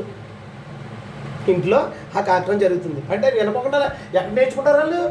ఉంటే ఇక్కడ నేర్చుకుంటారు, లేకపోతే స్కూల్లో నేర్చుకుంటారు. ఇంట్లో ఇప్పుడు స్కూల్కి వెళ్ళకుండా ఇంటి ఇక్కడ ఉండి అంటే ఏంటర్థం? అది ఇంట్లో జరుగుతుంది పొరపాటు, అవునా కదా? అది గుర్తుపెట్టుకోండి. అందుకొచ్చి ఇక్కడ ఏం తెలియబడుతుందంటే, ఇక్కడ మీరు నిన్న తండ్రి దగ్గర విన్న సంగతులనే మాట్లాడుతున్నాను, మరి బోధిస్తున్నాను, మరి మీరు మీ తండ్రి విన్నవాడి ప్రకారం చేస్తున్నారు. ఎవరు అన్నాడు? యూదులు. కాబట్టి గుర్తుపెట్టుకోండి. కాబట్టి యేసుక్రీస్తు శిష్యులకి అమ్మనికి వ్యత్యాసం ఉంది. శిష్యుడికి ఏంటంటే, శిష్యుడు ఏం చేస్తుంటాడంటే తన గురువు దగ్గర నేర్చుకున్నదాన్ని ఆ ఉద్దేశ ప్రకారంగా నడుచుకుంటాడు. రెండోది ఏం చేస్తాడంటే, శిష్యుడు విన్నట్టుగా వింటాడు. వినుబుద్ధి గలవాడు అంటే విని ఏం చేస్తాడు? తన యజమానుడు ఉద్దేశ ప్రకారంగా లేదంటే కనుక చిత్త ప్రకారంగా ఏం చేస్తాడు? జరిగించడానికి ఇష్టపడతాడు. అలాగే ఇంకేం చేస్తాడంటే, అతను వినుబుద్ధి గలవాడై ఉంటాడు. అలాగే మూడోది ఏంటంటే విధేయత చూపిస్తూ ఉంటాడు, తిరుగుబాటు చేయడు. అలాగే నాలుగోది ఏం చేస్తాడంటే, గురువు చెప్పిందని చెప్పినట్టుగానే చెప్తాడు తప్ప దానికి ఏం చేయడు? సొంతంగా ఏది మాట్లాడడం. ఈ లక్షణాలు ఎవరైతే 4 లక్షణాలు కలిగి ఉంటాయో వారెవరంటే క్రీస్తు యొక్క శిష్యులు. లేకపోతే ఆనాడు యేసుక్రీస్తు దగ్గర బహుజన సమూహాలు వచ్చారు. అనేకులు ఎలా మిగిలిపోయారంటే అభిమానిగా మిగిలిపోయారు. అభిమాని ఏం చేస్తారంటే, మా హీరోని ఏమనంటే ఒప్పుకో, మా ఓడే గ్రేటు అని మాట్లాడతారు. ఆయన నువ్వు మాట్లాడుతూ ఒప్పుకోరు. ఆయన పేరట ఏం చేస్తారు? కట్నం జరిగిస్తారు. ఆయన నచ్చుతాడు, ఆయన మెచ్చుకుంటాడు, ఇష్టపడతాడు. ఆయన పేరట అనేక కార్యక్రమాలు జరిగిస్తాడు. ఇప్పుడు కూడా క్రీస్తు పేరట అనేక కార్యక్రమాలు చేసే వాళ్ళు ఉన్నారా? ఉన్నారు. కానీ క్రీస్తు కూడా చెప్పినట్టు నడుచుకుంటారమ్మా? నడుచుకోరు. ఏం చేస్తుంటారు? ఏమంటారు? పైకి ఆయన పేరు అనేక కార్యక్రమాలు చేస్తారు, కానీ ఏం చేయాలంటే ఆయన చెప్పినట్టుగా ఏం చేయరు? నడుచుకోరు. కాబట్టి వాళ్ళందరూ ఎవరన్నమాట? అభిమాని. కాబట్టి ఇక్కడ రాసుకోవాల్సిన పాయింట్ ఏంటంటే, పైవన్నీ చేసే కార్యక్రమాలు ఎవరైతే చేస్తారో వారు మాత్రమే క్రీస్తు యొక్క శిష్యులై ఉంటారు. నువ్వు శిష్యుడు అయితే నీకు మేలు ఉంది, శిష్యుడు కాకపోతే ఏం లేదు? మేలు లేదు. మొదటి పేతురు రాష్ట్ర పత్రిక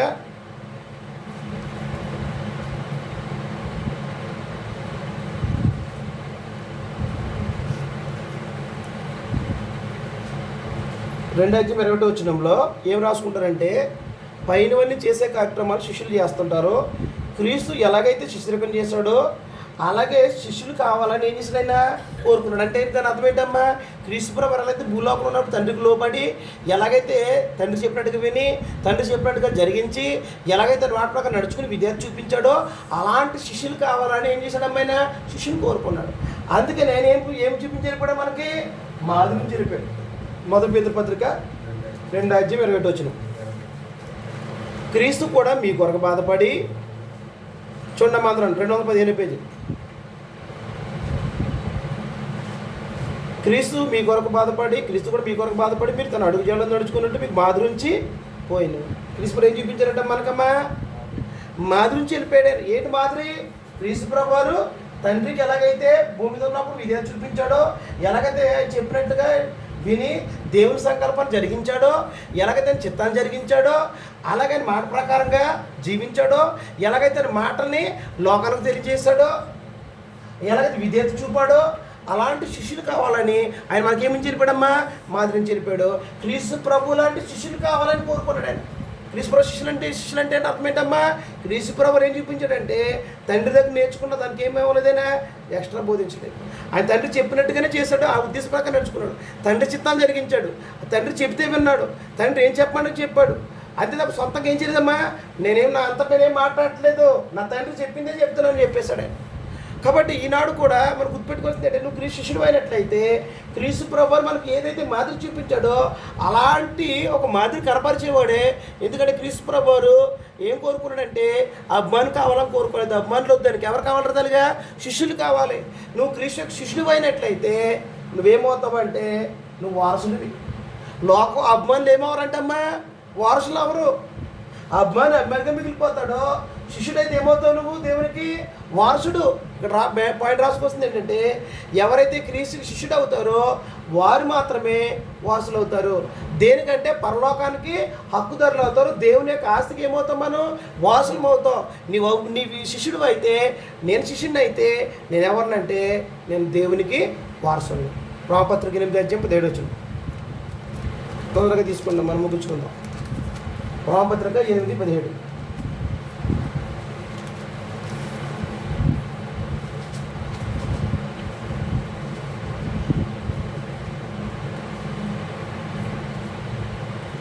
మనము పిల్లలమైతే వారసులము, అనగా దేవుని వారసులము, క్రీస్తుతో కూడా మహిమ పొందుటకు ఆయనతో కూడా శ్రమ పడినేళ్ళ క్రీస్తుతోడి వారసులం. అపోస్తలుడైన పౌలు గారు మాట్లాడుతూ రోమాలో ఉన్న ప్రభు సంఘంతో మాట్లాడుతూ రోమపత్రిక 8:17 8:17 ఆయన ఏమని మాట్లాడతారంటే, మనము పిల్లలమైతే 17 మనము పిల్లలమైతే వారసులము, అనగా దేవుని వారసులము, క్రీస్తుతో కూడా మహిమ పొందుటకు ఆయనతో శ్రమ పడిన క్రీస్తుతోటి వారసులం. అపోస్తలుడైన పౌలు మాట్లాడుతున్నాడు ఏమనంటే, మనం పిల్లలమైతే ఏమవుతామంట? దేవునికి వారసులం. క్రీస్తుతో కూడా శ్రమ పడినట్లయితే మనం ఏమవుతామంటే క్రీస్తుతోటి వారసులం. అంటే క్రీస్తు ప్రభు ఎలాగైతే వారసుడు, మనం కూడా దేవునికి ఏమవుతాము? వారసులం. ఎప్పుడు? నువ్వు క్రీస్తుకు శిష్యుడు అయితే క్రీస్తుతో పాటు నువ్వేమవుతావు? వారసుడు అవుతావు. నువ్వు అభిమానం అయితే కనుక నువ్వు వారసుడు కాదు. అభిమానికి ఏం లేదంటే వారసత్వం లేదు, వారసుడు కాదు. నువ్వు అభిమానిగా ఉంటావా? శిష్యుడిగా ఉంటావా? శిష్యుడిగా ఉన్నట్లయితే నువ్వు వారసుడు. వారసుడు అంటే అర్థం ఏంట్రా? ఉదాహరణకి ఇంటికి వారసుడు ఎవడమ్మా? సొలొమోను గారి యొక్క కుమారుడు. ఇప్పుడు తన తర్వాత తన ఆస్తికి, తన ఇంటికి, తన స్వాస్థ్యానికి ఎవరు హక్కుదారులు? ఎవరు హక్కుదారులమ్మా? డైలీ వచ్చేద్దరు సురేష్ గారిని ఇచ్చేస్తారమ్మా. ఎందుకు? ఎవరు వారసులో వారికి మాత్రమే పడుతుంది. అలాగనట్లయితే పరలోకంలో దేవుడు మన కొరకు స్వాస్థ్యాన్ని సిద్ధపరిచాడు, మనకు ఆస్తిని సిద్ధపరిచాడు. దానికి ఎవరు వారసులు అంటే మనము పిల్లలమైతే అప్పుడు క్రీస్తుతో పాటు ఏమవుతామా? వారసులము. క్రీస్తుతో పాటు శ్రమ పడినలా మనం ఏమవుతామంటే క్రీస్తుతోటి వారసులు. అంటే నువ్వు శిష్యుడు అయితే నువ్వేమవుతావంటే వారసుడు. 2 అని అన్నాడు ఏమంటే, నువ్వు అభిమానం అయితే కనుక వాగ్దానాలు నీ చెందవు. ఏంటమ్మా ఇక్కడ రాసుకోవాల్సిన పాయింట్ ఏంటంటే, నువ్వు అభిమానం అయితే క్రీస్తు చేసిన వాగ్దానాలు నీకు వర్తించవు. ఎందుకని? ఆయన ఎవరు అభిమానం వాగ్దానం చేశాడైనా శిష్యులకు వాగ్దానం చేశాడా? యోహాను సువార్త 14:4 రాసుకోవాల్సిన పాయింట్, నీవు అభిమానం అయితే క్రీస్తు వాగ్దానాల్లో నీకు వర్తించవు. నీవు అభిమానం అయితే క్రీస్తు వాగ్దానాలు నీకు వర్తించవు. ఎవరికి వర్తించవమ్మా? క్రీస్తు ఎవరు వాగ్దానం చేశాడు? యోహాను సువార్త 14:1-4 చదివేద్దాం. మీ హృదయమును కలవరపడనీకుడి, దేవుని యందు విశ్వాసముంచుడి, నా యందును విశ్వాసముంచుడి. నా తండ్రి ఇంట అనేక నివాసములు కలవు, లేనిడల మీతో చెప్పుదును. మీకు స్థలం సిద్ధపరిచా వెలుచు. నేను వెళ్ళి మీకు స్థలము సిద్ధపరిచినలా నేనుండు స్థలంలో మీరు నుండులాగున మీరు వచ్చి నా యొద్ద ఉండుటకు మిమ్మల్ని తీసుకొని పోదును. నేను వెళ్ళుచున్న స్థలమునకు మార్గం మీకు తెలియనని చెప్పాను. ఎవరితో మాట్లాడతారు ఇది? ఇంతకని ప్రభునేసి అది రాత్రికాల సమయంలో నేను అట్టుకుని సిలివేస్తారనగా ఆ సందర్భంలో ఎవరితో మాట్లాడుతున్నాడు నేను శిష్యులతో మాట్లాడుతున్నాడు. ఎవరైనా ఒక వ్యక్తి మన మధ్యన వెళ్ళిపోతారని బాధ ఉంటుందమ్మా. ఉదాహరణకి ఇదమ్మా కొన్ని దినాల్లో చచ్చిపోతారని ఒక మెసేజ్ వచ్చిందనుకో. మెసేజ్ అంటే ఏంటి డాక్టర్ చెప్పాడు మన కుటుంబంలో ఇంతవరకు ఇంత వరకు మన మధ్యలో ఉన్న వ్యక్తి వెళ్ళిపోతారంటే ఆ కుటుంబం అంతా సంతోషంగా ఉంటుందమ్మా. ఏమవుతుంది అప్పుడు కలవరపట్టు వస్తారు, అవునా? అలాగే ఎప్పుడు ఏమొచ్చింది క్రీస్తు ప్రభువుని వెళ్ళిపోతానని చెప్తున్నాడు. అప్పుడు వాళ్ళకి ఎలా ఉంటుంది?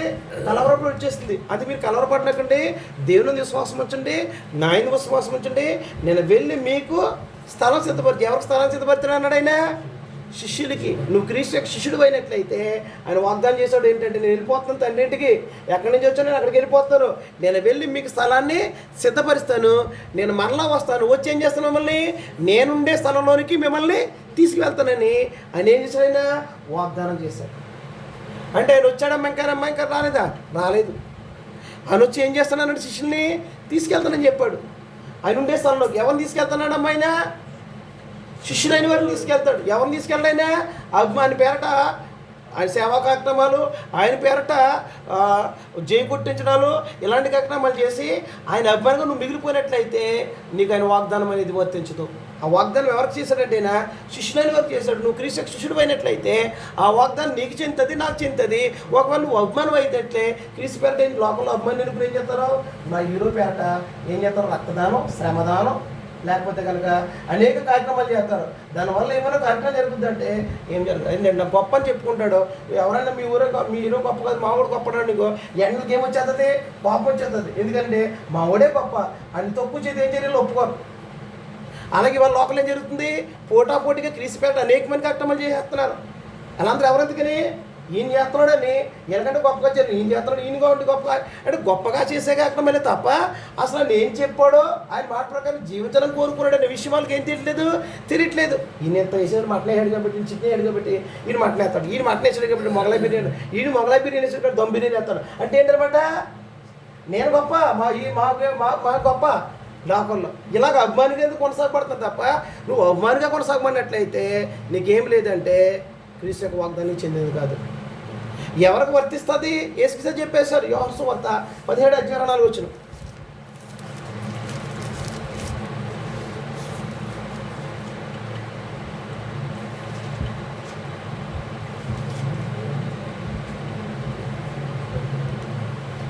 తండ్రి నేను ఎక్కడ ఉందునో అక్కడ నీవు నాకు అనుగ్రహించిన వారు నాతో కూడా ఉండవలననియు నీవు నాకు అనుగ్రహించిన నా మహిమను వారు చూడవలనని కోరుచున్నాను. యేసుక్రీస్తు భూమి మీద ఉన్నప్పుడు తండ్రికి అర్జీ పెట్టుకుని ప్రార్థన చేసిన లెటర్ ఏంటి? ఎందుకని తండ్రి మాట్లాడుతున్నాడు, నేను ఎక్కడ ఉందునో అక్కడ నీవు నాకు అనుగ్రహించిన వారు నాతో కూడా ఉండవలనని నీవు నాకు అనుగ్రహించిన నా మహిమను వారు చూడవలని కోరుచున్నాను. అంటే ఎంతగా తండ్రి అనుగ్రహించింది ఎవరిని?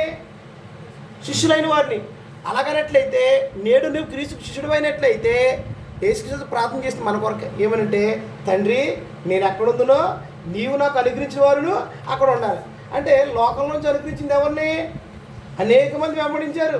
అందరూ శిష్యులు అవ్వలేదు, 12 మాత్రం శిష్యులు ఏర్పడ్డారు. తర్వాత అనేక మంది 72 శిష్యులు అయ్యారు. తర్వాత అనేక మంది శిష్యుల కింద ఒక్కొక్కరి కింద ఊరికి పంపించాడు ఆయన. అలాగనట్లయితే శిష్యులైన వారికి మాత్రమే ఏం వాగ్దానం చేశాడు ఆయన? ఏంటంటే ఇదిగో తండ్రి నేను ఎక్కడుందో వారు నాతో పాటు కూడా ఉండాలి, నీవు నాకు అనుగ్రహించిన మహిమను వారు చూడాలి. ఎవరు? శిష్యులు చూడాలి. అంటే మనందరూ క్రీస్తు యొక్క మహిమను చూద్దామా? చూస్తుంటాం.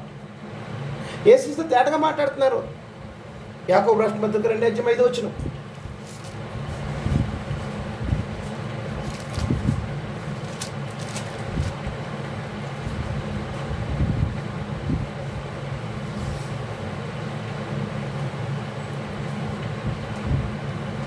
నా ప్రియ సహోదరులారా ఆలకించుడి.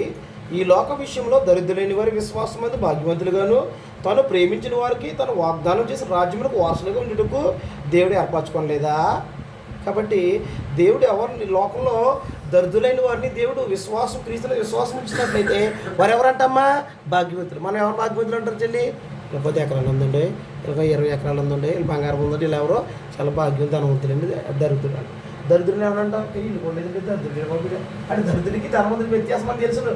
అలాగే లోకం విషయంలో మనం ఎవరి ధనవంతుడు అంటామంటే అలాంటి కానీ ఏసుక్రీస్తు వారు తమ్ముడు యాకోబు గారు 12 గోత్రాల నుండి చెదిరిపోయిన క్రైస్తులకి పత్రిక రాస్తూ ఆయన చెప్తున్నాడు, దేవుడు ఏర్పరచుకున్నాడు ఎవరంటే ఈ లోక విషయంలో నువ్వు దరిద్రుడు అయినను క్రీస్తునందు విశ్వాసం ఇచ్చిన వాడు అయితే నువ్వెవరవరట, నువ్వు ధనవంతుడివే. దేవుడు తన రాజ్యంలో ఏం చేశాడు, వారసుడికి ఏర్పాటు చేసుకున్నాడు. దేవుని రాజ్యంలో ధనవంతుడు దరిద్రుడని వ్యత్యాసం. ఎవరైతే క్రీస్తుని విశ్వాసం ఉంచి దేవుని రాజులో చేర్చబడతాకి దేవుడు అందరినీ ఎన్నుకున్నాడు. అందులో ఎవరైతే క్రీస్తు యొక్క మాట విని మాట ప్రకారంగా విశ్వాసం ఉంచి మారుమనసు పొంది ఏసైతే క్రీస్తుని విశ్వాసం ఉంచి మారుమనసు పొంది పాపక్షేత ఎవరైతే బాప్తిజం పొందుతారు క్రీస్తు చేసినోడికి వారు మాత్రమే దేవుని రాజులకు ఏం చేయబడతారు, చేర్చబడతారు. అలా చేర్చబడిన వారిలో ధనవంతులు ఉంటారు, దరిద్రులు ఉంటారు. ఒకవేళ నువ్వు దరిద్రుడు అయినప్పటికీ లోకంలో క్రీస్తుని విశ్వాసం ఉంచినట్లయితే లోకంలో నువ్వు ఎవరు ఎంతకని ధనవంతుడు. లోకం నిన్ను వెలువడిగా చూడవచ్చు, కానీ క్రీస్తు దేవుని విషయంలో నువ్వు ఎవరు అంటే నువ్వు వారసుడివే.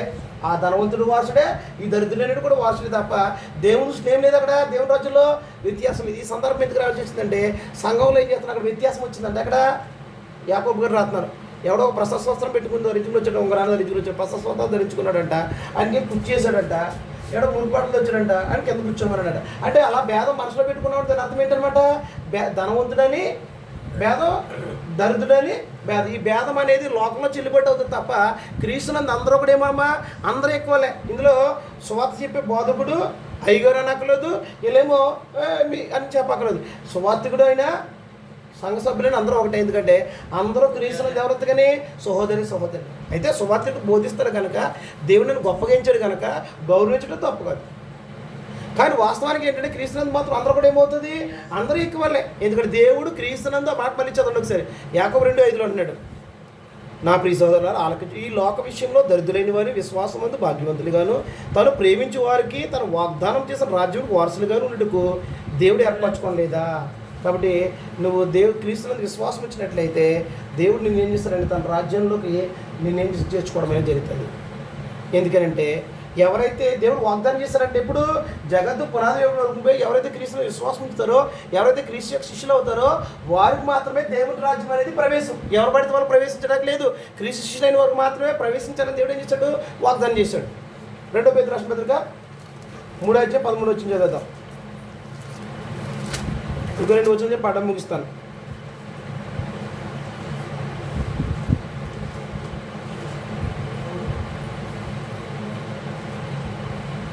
ముగించారు 3:13. అయినను మనం ఆయన వాగ్దానం బట్టి క్రొత్త ఆకాశం కొరకును క్రొత్త భూమి కొరకును కనిపెట్టుచున్నాము, వాటి యందు నీతి నివసించును. కాబట్టి ఏం జరుగుతుందటమ్మా, మనము ఆయన వాగ్దానం ఏం చేస్తాం, మనం కనిపెట్టుకున్నాం. క్రీస్తు ప్రభు వాగ్దానం చేశాడమ్మా, వాగ్దానం చేసేటప్పుడు మళ్ళా వస్తాను, నేనుండే స్థలంలోకి మిమ్మల్ని తీసుకువెళ్తాను. రెండో ప్రత్యక్షలో ఏం చేయబోతున్నామ్మా, రెండోసారి ఆయన కోసం మనం ఏం చేస్తారు, క్రైస్తులు ఏం చేస్తారు, ఆయన వాగ్దానం కొరకు ఏం చేస్తారు, కనిపెట్టుకునేవారు. ఎవరు ఆ వాగ్దానాన్ని కనిపెట్టుకునేవారు అంటే ఎవరైతే క్రీస్తు యొక్క శిష్యులు అవుతారో వారికి మాత్రమే దేవుని యొక్క వాగ్దానం, క్రీస్తు యొక్క వాగ్దానాన్ని అనేవి వర్తిస్తారు తప్ప ఎవరు అభిమానిగా ఉన్నట్లయితే క్రీస్తు యొక్క వాగ్దానానికి ఏం చేయవు.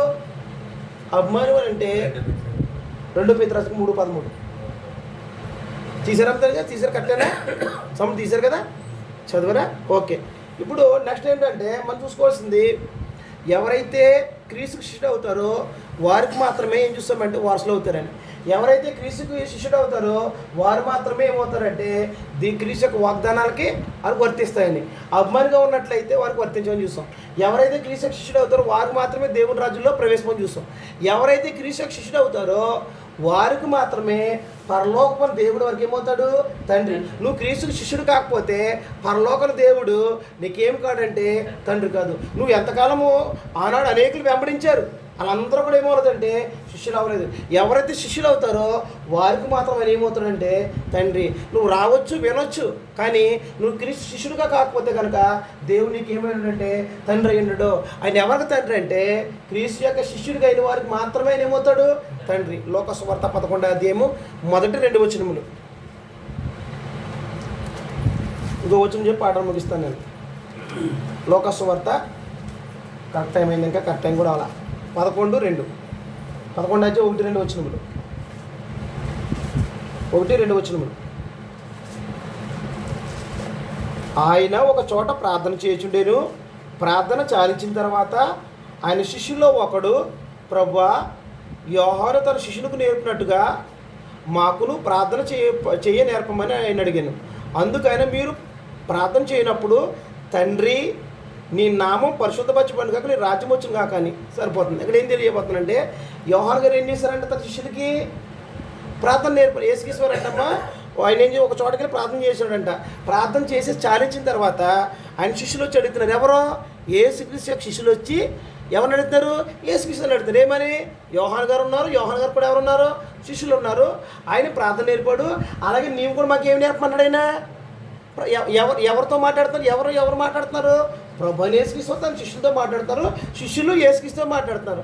అలాగని ఏమైనానంటే, పరలోకమందున్న నా తండ్రి మీరు చేయండి అంటే, ఎవరైతే యేసు శిష్యులు అవుతారో వారికి మాత్రం ఆయన ఏమవుతాడైనా తండ్రి అని పిలవడానికి అవకాశం ఉంది. వారికి మాత్రం ఆయన ఏమవుతాడు? తండ్రి. ఎవరు పడితే ఆయన ఏమవడమ్మా? తండ్రి కాదు. ఇప్పుడు జనరా మీకు కూడా తెలుసును, అబ్బా నాయనని మొరపె అక్కడ అంటాడు రోమపత్రులను. ఇప్పుడు లోకంలోని చాలా సందర్భాల్లో ఉదాహరణకు భిక్షాటన చేసే వాళ్ళు వస్తారు. అమ్మగారండి లేదా అయ్యగారండి అంటాడు. నేను నీకు అయ్యగారండి అంటాడు. అయ్యగారండి అంటే అప్పుడు పెట్టను అంటాడు. పెట్టింది అనుకోండి నువ్వు ఇచ్చేస్తావు. నా చేయగలదు వెళ్ళిపోను అంటాడు. అప్పుడు కుదరదు అంటాడు. అయ్యగారు అలా కాదు చూడండి అయ్యగారు అంటాడు. ఇచ్చేస్తావు. ఇచ్చినంత మాత్రం నువ్వు ఆయన తండ్రి అయిపోతావా? అయ్యగారు అయిపోతావా? ఎందుకు ఇచ్చాడు? ఎందుకని నీ బాధపడలేక నాయన ఒరే నాయన నేను మాటికి అడిగేస్తానంటే ఇస్తాడు. అలాగనట్లయితే లోపల ఉన్నవారు అనేకులు ఏం చేస్తారు? ప్రార్థన చేస్తారు. కాబట్టి ఆయన అంత మాత్రానికి తండ్రి కాడు. ఎందుకంటే ఈ పాఠం మీకు చెప్పిన శాసనం, దేవుడు నిబంధన సంబంధం కలిగిన దేవుడు. నిబంధన లేకుండా ఏ వ్యక్తుడు ఏం చేయడైనా సంబంధం పెట్టుకోడు. కాబట్టి నువ్వు కొత్త నిబంధన సంబంధం అయితే క్రీస్తు యొక్క శిష్యుడు అయితేనే నీకు ఏమవుతాడైనా తండ్రి తప్ప, నువ్వు నాయన మొర్ర పెట్టినంత మాత్రాన ఆయన ఏం చేయడంటే నీకు తండ్రి అయిపోవడం. ఇప్పుడు లోకంలో చూసి ఏం భిక్ష పెట్టుకునేవాడికి ఆయన నా తండ్రి అయ్యగారు అన్నట్టు ఇచ్చేసినంత మాత్రం తండ్రి అయిపోవడం. అది కేవలం నీ బాధపడలేక చేసిన. అలాగే నేను దేవుడిని ప్రార్థన చేస్తున్నాను కాబట్టి దేవుడు నాకు అనుగ్రహిస్తున్నాడు కాబట్టి ఆయనే నా తండ్రి నువ్వు అనుకున్నట్లయితే వాస్తవం నీ తండ్రి అవడం. నీ బాధపడలేక ఒరే నాయన అని చెప్పి ఆయన, ఎందుకంటే ఆయన పోలిక అనుస్వరూపులు చేశారు కాబట్టి నువ్వు పాపం చేసి పోగొట్టుకున్నా మళ్ళీ తిరిగి వస్తావేమని ఆయన ఎదురు చూస్తానే తప్ప నీకు తండ్రి మాత్రం అయ్యి ఉండడు. ఎందుకంటే యేసుక్రీస్తు చెప్పేశారు యోహాను సువార్త 20:17 ఆయన చనిపోయి తిరిగి లేపడిన తర్వాత ఆయన మాట్లాడుతున్నారు. ఎవరికి తండ్రి అంటే ఆయన ఎవరికి తండ్రి అంటే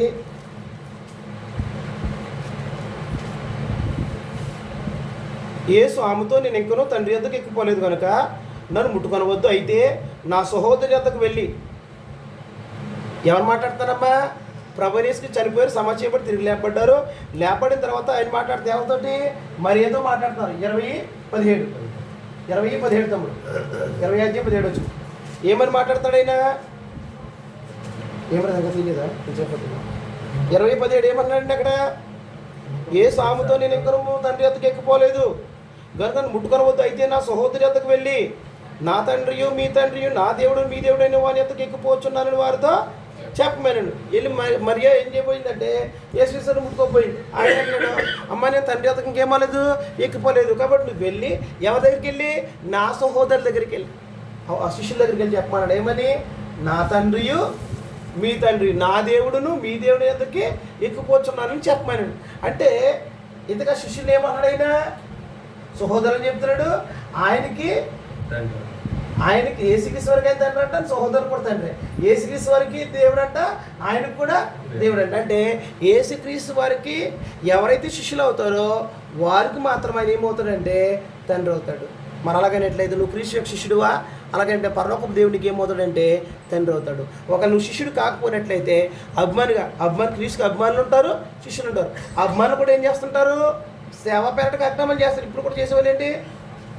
లేదా నన్ను క్షమించాలి, డిసెంబర్ 25 వస్తుందంటే అడిగేసి ఆయన శక్తి ఖర్చు పెట్టి 3 అక్రమాలు చేస్తారు. వాళ్ళు ఎవరంటే అభిమానులు ఏం చేస్తారంటే ఆయన పేరట ఏం చేస్తారు? పెద్ద గారు అనేక అక్రమాలు సన్నం పూసేస్తారు, అక్రమాలు చేసేస్తారు, మంచి భోజనం పెట్టేస్తారు.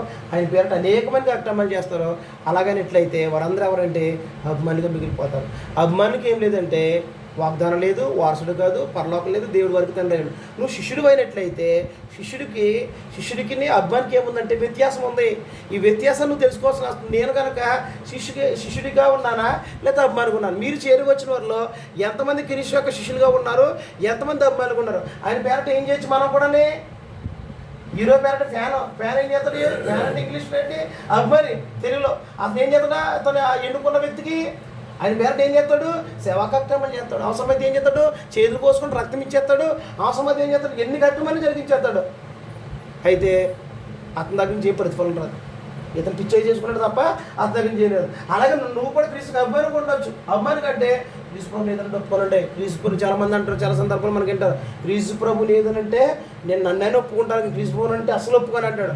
ఒప్పుకుంటాడు కానీ ఆ క్రీస్తు ప్రభు ఏం చెప్పాడు? ఆ ప్రకారం చేస్తాడు. ఏనాడు చేయడు. కానీ మాత్రం ఆయన పేరు మాత్రం ఎత్తితే మాత్రం ఏం చేయడు? ఊరుకోడు. అలాగే చాలా సందర్భాలు లోకల్ ఏం చేసే వాళ్ళు ఉన్నారు?